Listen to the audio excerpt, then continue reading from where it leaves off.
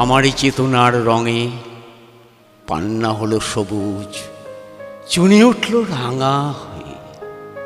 আমি চোখ মেললুম আকাশে, জ্বলে উঠল আলো পূবে পশ্চিমে। গোলাপের দিকে চেয়ে বললুম, সুন্দর সুন্দর হলো সে। তুমি বলবে এ যে তত্ত্ব কথা, এ কবির বাণী নয়। আমি বলবো এ সত্য, তাই এ কাব্য। এ আমার অহংকার, অহংকার সমস্ত মানুষের হয়ে। মানুষের অহংকার পটেই বিশ্বকর্মার বিশ্বশিল্প। তত্ত্বজ্ঞানী জপ করছে নিঃশ্বাসে প্রশ্বাসে, না না না, না পান্না না চুনি, না আলো না গোলাপ, না আমি না তুমি।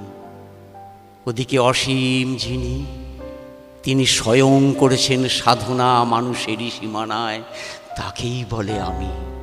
সেই আমির গহনে আলো আঁধারের ঘটল সঙ্গম, দেখা দিল রূপ, জেগে উঠল রস, না কখন ফুটে উঠে হলো মায়ার মন্ত্রে, রেখায় রঙে, সুখে দুঃখে। একে বলো না তত্ত্ব, আমার মন হয়েছে পুলকিত। বিশ্ব আমি রচনার আসরে, হাতে নিয়ে তুলি, পাত্রে নিয়ে রং।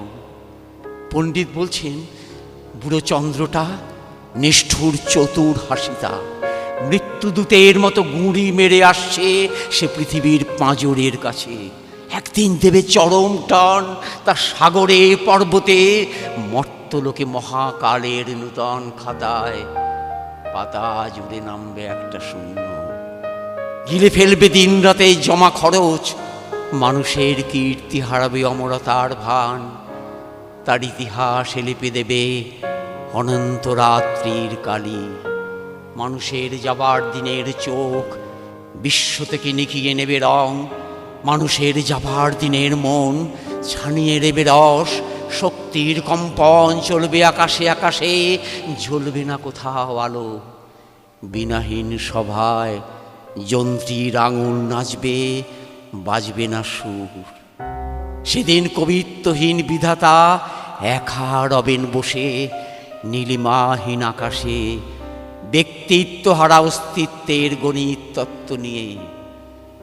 তখন বিরাট বিশ্বভুবনে দূরে দূরান্তে অনন্ত অসংখ্য লোকে লোকান্তরে এ বাণী ধ্বনিত হবে না কোনোখানে, তুমি সুন্দর, আমি ভালোবাসি।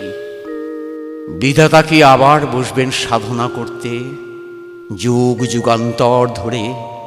প্রলয় সন্ধ্যায় জপ করবেন, কথা কও কথা কও, বলবেন বলো তুমি সুন্দর, বলবেন বলো আমি ভালোবাসি।